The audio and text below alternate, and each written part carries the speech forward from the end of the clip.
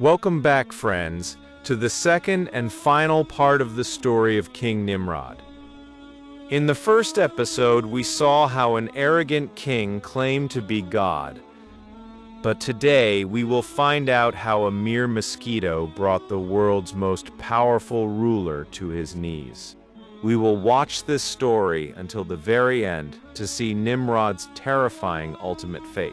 So, without further ado, let's get started.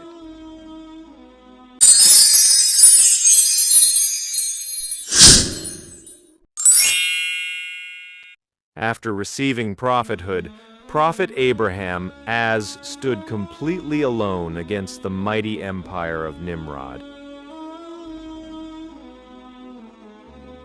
First, he conveyed the message of Islam to his own father, Azar. He said, "O my father, worship Allah who created you." But his father rejected it. After that, he went among the common people of Babylon to spread the light of Islam. He wanted to remove the fear of Nimrod's witchcraft from the hearts of the people. And thus, in that massive and arrogant empire of Nimrod, Allah's beloved Khalil, Prophet Ibrahim alayhis salam, began his journey as a symbol of opposition, carrying the message of Islam's truth. When Prophet Abraham alayhis salam began to preach Tawheed in Babylon, a massive stir was created throughout the kingdom. People who had been cowering in fear of Nimrod for centuries heard the truth for the first time. This news quickly reached the ears of the mighty King Nimrod. A massive uproar broke out everywhere. The spy came running to the king and said, Your Majesty, a terrible disaster has struck. A rebel youth has risen in the house of our chief priest, Azar. His name is Ibrahim. He refuses to accept you as God and is inciting the people to revolt." Nimrod said angrily, "What a great audacity! Living in my kingdom, he dares to challenge my divinity? Soldiers, arrest that boy right now and bring him to my court. I want to see by what power he wants to shake the throne of Nimrod." Following Nimrod's command, the soldiers went to arrest Prophet Ibrahim alayhis salam. As soon as they entered his house, Ibrahim alayhis salam understood why they had come. Instead of being afraid, he was already prepared to go. In fact, he had been looking for an opportunity to convey the message of Islam directly to Nimrod. And today, he finally got that chance. Seeing this as the perfect opportunity to convey the message of Islam to Nimrod, he willingly prepared himself to go to the royal court with them. Nimrod thought the soldiers would drag Ibrahim in chains, but Allah's beloved Khalil, Prophet Ibrahim alayhis salam, felt no fear at all. Instead, he saw this invitation as the perfect opportunity to convey the message of Islam directly to Nimrod. He walked into the court with a majestic posture and stood fearlessly before Nimrod. He did not look like an accused person at all. Rather, the glorious light of his radiant face illuminated the entire royal court. There was a pin-drop silence in the court of Nimrod. The arrogant king Nimrod, who forced everyone in the kingdom to bow at his feet, now stood face to face with the light of truth.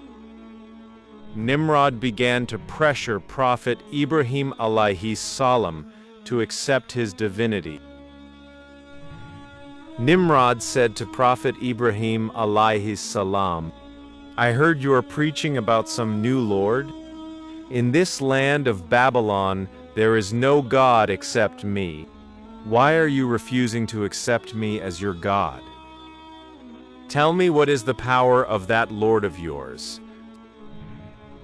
Prophet Ibrahim alayhis salam replied calmly, "O king, I accept him as the only Lord and God, who gives life and who causes death. You do not have this power. Therefore, you are no God at all." Hearing these words of Prophet Ibrahim alayhi salam, the cunning Nimrod staged a terrifying dream to show off his false power in front of the entire royal court. Nimrod gave a hideous and diabolical laugh. He signaled his executioner, and immediately the soldiers dragged 2 ordinary men from the prison into the royal court. Among them, one was a prisoner sentenced to death, and the other was a completely innocent, ordinary man. Suddenly Nimrod drew his sword. With a single strike he beheaded that innocent, peaceful man, and the head fell to the ground. Blood splattered across the floor of the royal court. Then he looked at the second prisoner, who was trembling with fear. Nimrod gestured to him and said, "You are set free. Go run away." Then he turned to Ibrahim and said, "Did you see that, Ibrahim? By killing this innocent man, I gave him death. And by releasing that death row prisoner, I give him a new life. Life and death are just a game in my hands, so I am God, aren't I?" Nimrod thought he had defeated Ibrahim, but Prophet Abraham alayhi salam was not troubled at all by this foolish, illogical act of Nimrod. He simply smiled with a calm and peaceful face. This time he threw such an undeniable, cosmic challenge before Nimrod, for which Nimrod had no counter magic or fake drama left. Then he pointed his finger towards the sky, through the open window of the royal palace, and said, "O Nimrod, if you are truly the master of life and death, then listen. Indeed, my Almighty Allah causes the sun to rise from the east every day. If you have such divine power, then tomorrow make this sun rise from the west." Hearing these words, Nimrod's diabolical smile instantly vanished into the dust. His magical royal scepter slipped from his hand and fell. All the ministers and soldiers in the court stared at Nimrod with wide, shocked eyes. Nimrod became utterly confused and began to stammer, with sweat trickling down his forehead. He stood there, completely foolish and stunned in front of the entire royal court. He understood very well that his magic had no power. He temporarily released Prophet Ibrahim alayhi salam to move the sun across the universe, defeated in this debate and filled with extreme humiliation and rage. Because at that moment he had committed no crime, he had only argued. However, Nimrod placed him under strict surveillance, watching his every move. He was just waiting for the perfect opportunity to catch him. Every year, the people of Babylon celebrated a massive festival. On that day, rich or poor, young or old, everyone would worship the idols, offer food and gifts before them, and happily head outside the city to a grand fair. Even though the priests guarded the idols, lured by the excitement of the fair, they too eventually left the temple completely empty and went out. A few days later, the day of Babylon's annual festival arrived. His father, Azar, along with the priests, left Prophet Ibrahim alayhi salam to guard the temple and went to the fair. Taking this perfect opportunity, Ibrahim alayhi salam smashed all the small idols with an axe. Then he placed the axe on the shoulder of the biggest idol. When the people returned from the fair and questioned him, he replied calmly, "Go, ask the big idol. He is the one who broke everything." This act of smashing the idols was considered a major violation of religious law. and a supreme insult to the gods. Filled with rage, the angry crowd and Nimrod's soldiers tied Prophet Ibrahim's alayhi salam hands and feet, and dragged him to the court as a criminal for the second time.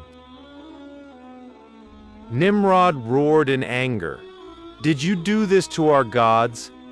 O Ibrahim, why did you break them?" Prophet Ibrahim alayhi salam replied calmly, "No, I did not break them. Rather, this biggest idol did it. Ask them if they can speak." Nimrod and the crowd cried out, "What? Can an idol ever speak or break anything? They cannot even move." Ibrahim alayhi salam said, "Exactly, that is what I am trying to explain. Why do you worship things that cannot move, speak, protect themselves, or give you anything? Why do you offer them food and luxury? Worship only the one Almighty Allah, who created you. Stop worshiping these useless idols." This time there was no more debate. Nimrod directly gave the final order: burn this young man alive in a roaring fire.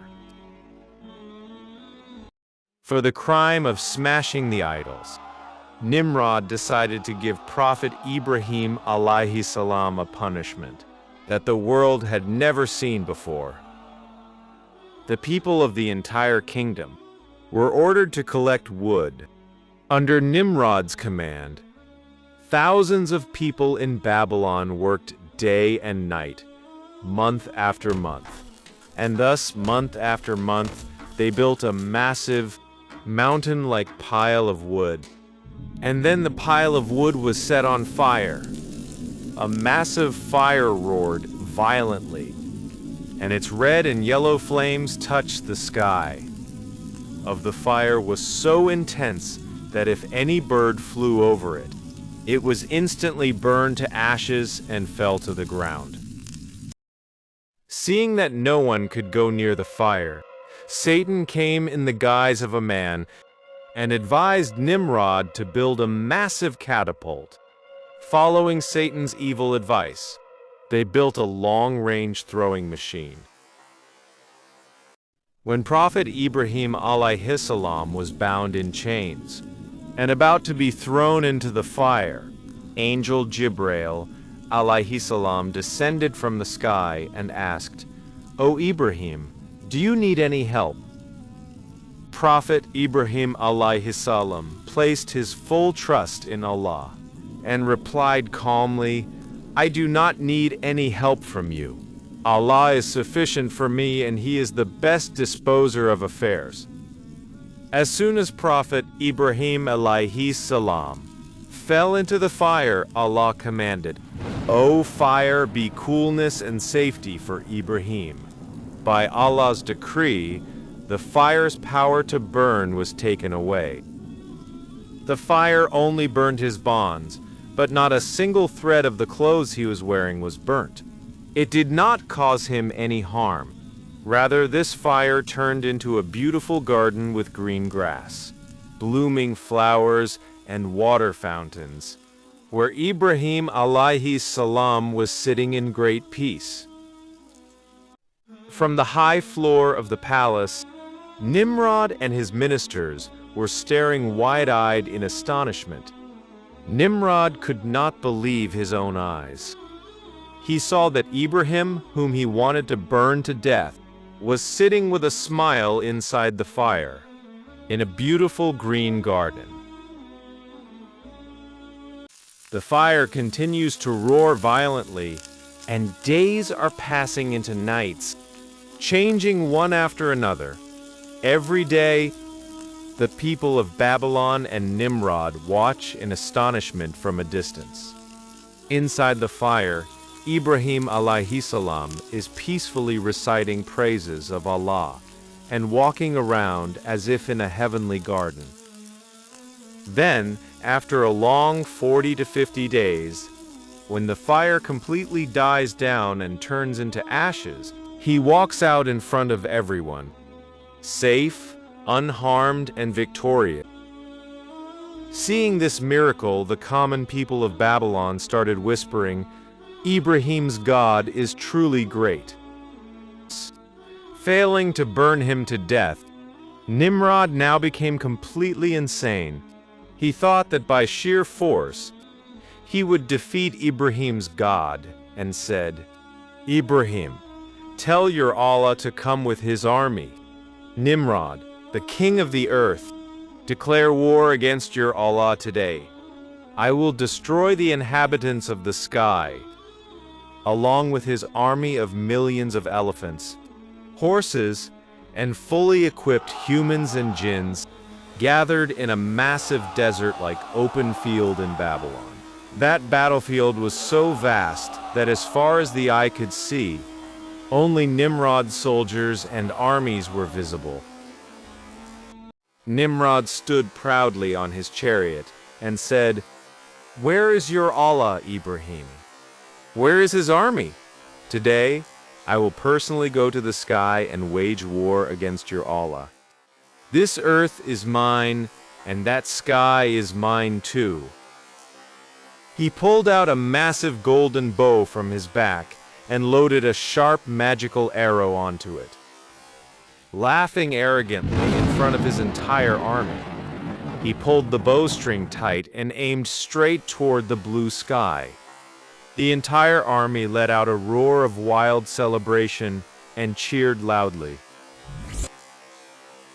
Following him, Nimrod's soldiers also pulled out their own arrows, aimed at the sky, and shot them all at once.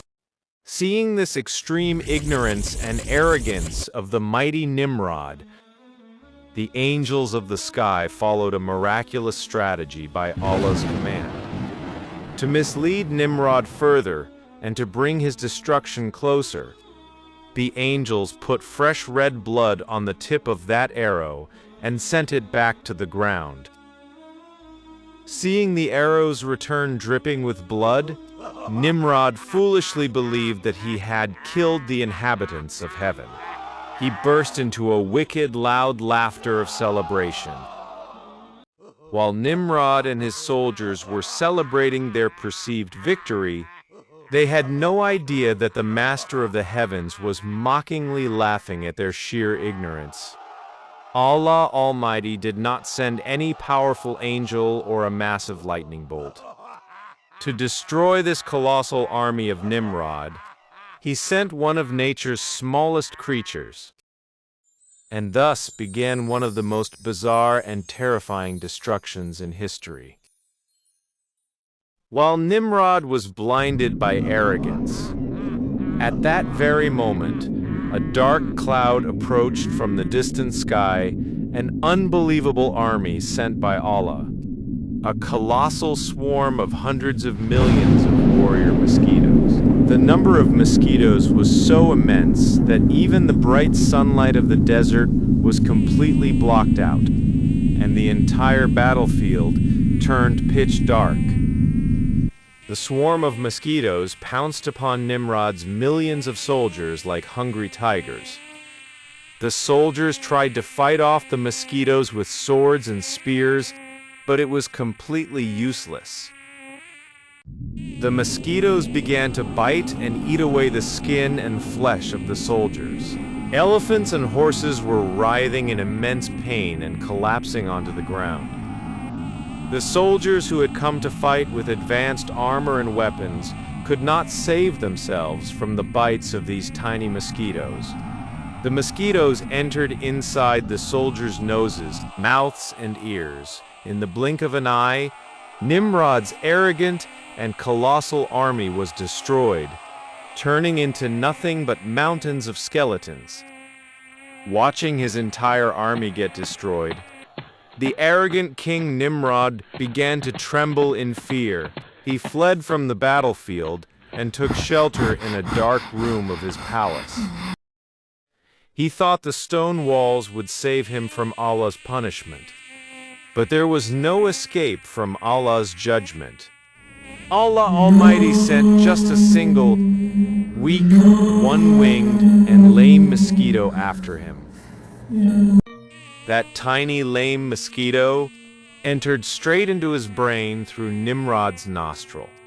Once inside, the mosquito began to bite continuously and flap its wings. As a result, such a sharp and unbearable pain was created in Nimrod's head that he could not tolerate it in any way. Screaming and crying out in severe and unbearable pain, Nimrod said to his servants, "I cannot bear this pain anymore. Please hit my head. Hit me. Hit my head with shoes." Allah Almighty gave Nimrod the most humiliating punishment in the world. The Nimrod, who had claimed to be God, had to survive by receiving shoe beatings on his head from his own slaves every day. After spending a long time like this, one day, due to excessive and hard blows on the head, Nimrod's brain burst and blood came out, and he died in a very ugly and miserable way. And this is how the reign of history's first tyrant, arrogant ruler Nimrod, ended forever. The tragic end of the arrogant king Nimrod reminds us that no power on earth is permanent. The king who shook the world by claiming to be God, Allah mixed his history's most humiliating death into the dust through a mere mosquito. And the one who placed his full trust in Allah, Hazrat Ibrahim alayhi salam, Allah saved him even from the fire and made him immortal in human hearts until the day of judgment.